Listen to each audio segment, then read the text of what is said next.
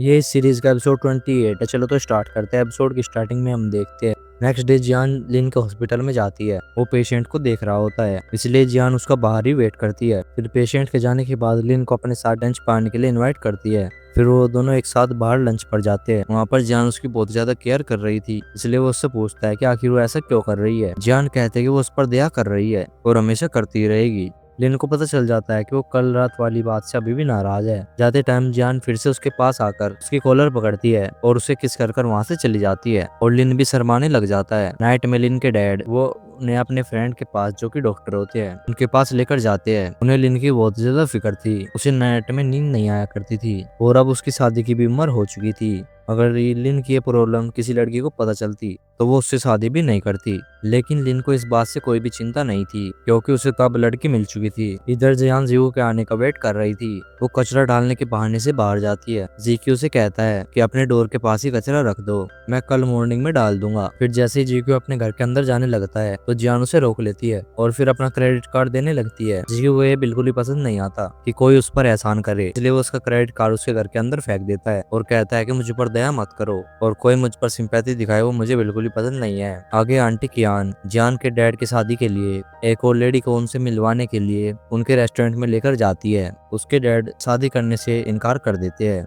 बाद में आंटी कियान से उन्हें पता चलता है कि जियान के कहने पर ही वो उस लेडी को तुमसे मिलवाने लाई थी। उन्हें बिल्कुल भी पता नहीं था कि आखिर जियान इन सब में इन्वॉल्व क्यों हो रही है। फिर जियान को लिन के साथ टाइम स्पेंड करना था, इसलिए वो आज अपने स्टूडियो नहीं जाती है। वो उसके लिए वाटरमेलन लेकर जाती है और फिर उसे उसकी मोम के बारे में पूछती है। वो स्टार्टिंग से सब कुछ जानना चाहती थी कि जब वो सिंगापुर गया तो उसके साथ क्या हुआ। लिंग उसे पास्ट की बातें बताता है। जब उसकी मोम हॉस्पिटल में एडमिट थी वो बिल्कुल भी चल नहीं पाती थी और लिन ही उनका ध्यान रखा करता था।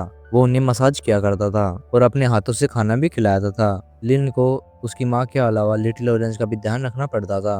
उसकी मोम पैरालाइज्ड हो गई थी, इसी वजह से वो अपना कोई भी काम नहीं कर पाती थी और अपना सारा गुस्सा भी लिन के ऊपर उतारा करती थी। वो हॉस्पिटल में रहकर बहुत ज्यादा फ्रस्ट्रेट हो चुकी थी। जब कभी कभार लिन उन्हें खाना खिलाता तो वो गुस्से में खाना भी फेंक दिया करती थी। और जब उसके मोम को हॉस्पिटल से घर लेकर आए थे तो वो एक दिन सुसाइड भी करने वाली थी, लेकिन लिन ने उन्हें ये सब करने से रोका था। एक दिन तो उन्होंने गरम गरम खाना लिन के ऊपर ही फेंक दिया था और उसके कंधे पर निशान हो गया था। लिन की ये सारी बातें सुनकर जान बहुत ज्यादा इमोशनल हो जाती है, क्योंकि पास्ट में लिन ने अकेले बहुत कुछ झेला था। आगे जीको की मोम अपने फ्रेंड्स के साथ अपने बेटे को लेकर बाहर डिनर करने के लिए आई होती है।